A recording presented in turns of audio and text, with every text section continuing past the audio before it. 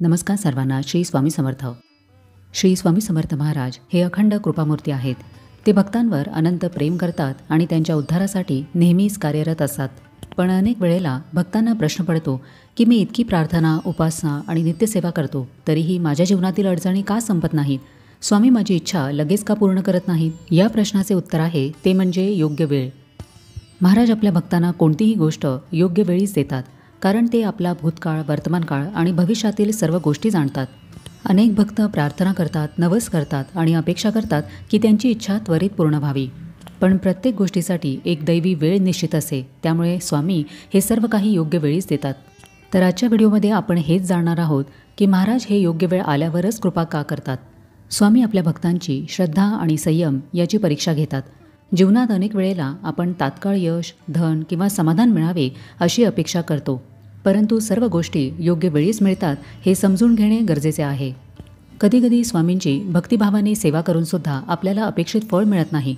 पण हे लक्षात घ्या की स्वामी हे प्रत्येक भक्ताची परीक्षा घेतात, कारण परीक्षा घेतल्याशिवाय उत्तीर्ण होता येत नाही. जर स्वामींनी प्रत्येक गोष्ट लगेच दिली तर आपली भक्ती स्वार्थी बनू शकते.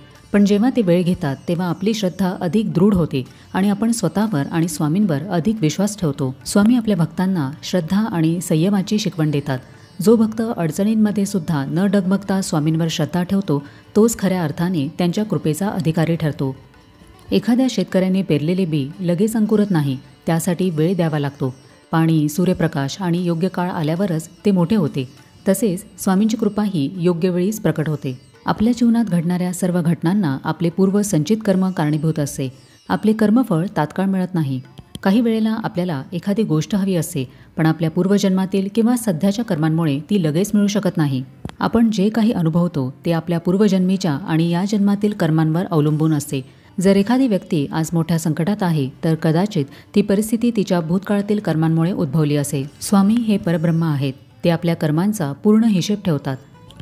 जर एखाद्या व्यक्तीने मोठे पापकर्म केले असेल आणि तो स्वामींकडे प्रार्थना करत असेल की माझे संकट दूर करा, तर स्वामी ते संकट लगेच दूर करणार नाहीत. जर त्यांनी ते संकट लगेच दूर केले तर त्याचे कर्मफळ पूर्ण होणार नाही. त्यामुळे त्या भक्ताचा आत्मिक विकास होणार नाही. तो भविष्यामध्ये पुन्हा चुकीच्या मार्गावर जाऊ शकतो. म्हणूनच स्वामी योग्य वेळ आल्यावरच संकट दूर करतात. स्वामींची कृपा ही योग्य वेळीच होते. स्वामींची कृपा मिळवण्यासाठी भक्ताची तयारी पूर्ण होणे आवश्यक आहे. स्वामी आपल्याला कोणतीही कृपा, वरदान लगेच देत नाही, कारण कधीकधी आपण त्या गोष्टीसाठी तयार नसतो. जर एखाद्या विद्यार्थ्याला परीक्षा द्यायची असेल तर त्याने अभ्यास करणे गरजेचे असते. शिकायच्या आधीच जर परीक्षेत पास होण्याचे वरदान मिळाले तर त्याची विद्या अपूर्ण राहील. महाराज आपल्याला आधी परिपक्व बनवतात, आपल्यामध्ये सहनशक्ती, संयम आणि धैर्य निर्माण करतात. मग योग्य वेळ आल्यावरच कृपा करतात. जर भक्त अजूनही दुर्गुणांनी ग्रस्त असेल, जसे की अहंकार, क्रोध, लोभ, द्वेष, अधर्म, तर स्वामी त्याला लगेच काहीही देणार नाहीत, कारण तो त्यांच्या कृपेचा योग्य उपयोग करू शकणार नाही. म्हणूनच स्वामी प्रथम भक्ताला परिपक्व करतात आणि मगच कृपा करतात. स्वामींची भक्तावर कृपा करण्याची योग्य वेळ म्हणजे एक दैवी योजनाच आहे. स्वामी हे प्रत्येक गोष्ट निश्चित योजनेनुसार करतात. कधीकधी भक्त म्हणतात की मी इतकी वर्षे प्रार्थना केली पण माझी इच्छा पूर्ण झाली नाही.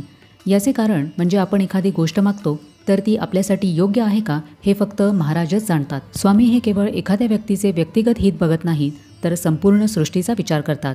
त्यामुळे ते योग्य वेळी, योग्य प्रकारे आणि योग्य प्रमाणामध्ये कृपा करतात.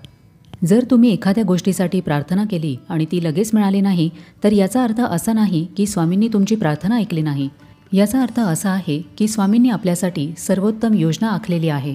स्वामींची कृपा मिळवण्यासाठी भक्तांना आत्मविकासासाठी वेळ द्यावा लागतो. जर एखाद्या व्यक्तीला मानसिक, आध्यात्मिक आणि भावनिक स्तरावर प्रगती करायची असेल तर त्याला काही वेळ द्यावा लागतो. महाराज हे प्रत्येक भक्ताला आध्यात्मिकदृष्ट्या परिपक्व होण्याची संधी देतात. त्यामुळे स्वामींची कृपा मिळवण्यासाठी भक्ताला काही वेळ प्रतीक्षा करावी लागते, कारण भक्ताची आध्यात्मिक उन्नती होण्याऐवजी तो अहंकारी बनू शकतो. जर स्वामींनी प्रत्येक भक्ताची इच्छा त्वरित पूर्ण केली तर भक्ताचा आत्मिक विकास होणार नाही. यासाठी भक्ताने आधी धैर्य, संयम, समर्पण, प्रेम, करुणा हे सर्व गुण आत्मसात केले पाहिजेत. हे सर्व गुण आल्याशिवाय महाराजांची खरी कृपा मिळू शकत नाही. म्हणूनच स्वामी हे योग्य वेळ आल्यावरच कृपा करतात. जर स्वामींनी भक्तांना त्वरित कृपा दिली तर त्यांची भक्ती तात्पुरती राहू शकते. त्यामुळे स्वामी हे भक्तांची परीक्षा घेतात. जर भक्त त्याच्या भक्तीमध्ये खरा असेल तर तो कोणत्याही परिस्थितीमध्ये स्वामींवर विश्वास ठेवेल. पण जर भक्त स्वार्थी असेल तर तो लगेच स्वामींवर शंका घेईल आणि त्यांची सेवा सोडेल. जो भक्त कठीण काळातही स्वामींची उपासना करतो, त्यांच्यावर दृढ विश्वास ठेवतो, तोच खऱ्या कृपेचा अधिकारी असतो. स्वामींची कृपा मिळवण्यासाठी स्वामींवर श्रद्धा असणे आवश्यक आहे. जर प्रत्येक इच्छा लगेच पूर्ण झाली तर भक्त स्वामींवर श्रद्धा ठेवण्याऐवजी त्यांच्या इच्छांच्या पूर्तीवर श्रद्धा ठेवतील. पण जेव्हा भक्त काही काळ प्रतीक्षा करतो आणि स्वामींवर पूर्ण विश्वास ठेवतो, तेव्हा त्याची भक्ती खऱ्या अर्थाने दृढ होते. अनेक भक्तांचे अनुभव आहे की स्वामींची कृपा ही योग्य वेळीच होते. एक भक्त वर्षानुवर्षे नोकरी मिळवण्यासाठी प्रयत्न करत होता. त्याने प्रार्थना केली, पण लगेच काही झाले नाही. शेवटी काही वर्षांनी त्याला अशी नोकरी मिळाली जी त्याच्या आयुष्यामध्ये मोठा बदल घडवून आणू शकली. एका महिलेने मातृत्वासाठी अनेक वर्षे स्वामींना प्रार्थना केली, पण योग्य वेळ आल्यावर तिला एक सुंदर बाळ प्राप्त झाले. हे सर्व दाखवते की स्वामींना आपल्या हिताचे अधिक माहिती असते. अशा प्रकारे अनेक भक्तांनी अनुभवले आहे की स्वामींच्या कृपेने अनेक वेळेला अनपेक्षित चमत्कार घडतात, पण ते योग्य वेळेवरच होतात. आपल्या जीवनामध्ये योग्य वेळ कोणती आहे हे आपल्याला समजत नाही, पण स्वामींना मात्र नक्कीच ते माहिती असते. तर योग्य वेळ येईपर्यंत आपण काय केले पाहिजे? योग्य वेळ येईपर्यंत आपण श्रद्धा आणि संयम ठेवावा. महाराजांची जास्तीत जास्त सेवा करावी, उपासना वाढवावी, त्यांचे नामस्मरण करावे. स्वामींनी आपल्याला सोडलेले नाही, ते योग्य वेळेची वाट पाहत आहेत यावर विश्वास ठेवावा आणि सतत पुढे जात राहावे. लवकर फळ न मिळाल्यामुळे निराश किंवा अस्वस्थ होऊ नये. स्वामींचे नाम हेच आपल्या सर्व अडचणींवर रामबाण उपाय आहे. त्यामुळे मनाला नामस्मरणामध्ये गुंतवावे. नकारात्मक विचार टाळावेत. माझे काहीच होणार नाही, स्वामी माझ्याकडे लक्ष देत नाहीत, मी कितीही पूजा केली तरी काही उपयोग नाही, माझे नशीबच खराब आहे, या विचारांमुळे स्वामींच्या कृपेचा वेग कमी होतो. याऐवजी सकारात्मक विचार करावेत. महाराज नेहमी माझ्याबरोबर आहेत, ते योग्य वेळ आल्यावरच कृपा करतील, माझा स्वामींवर संपूर्ण विश्वास आहे, असा विचार करावा. कधीकधी योग्य वेळ ही उशिरा येते, कारण आपल्या स्वभावामध्ये, आपल्या आचरणामध्ये काही दोष असतात. म्हणून आचरण चांगले ठेवावे, वाईट गोष्टी सोडून द्याव्यात.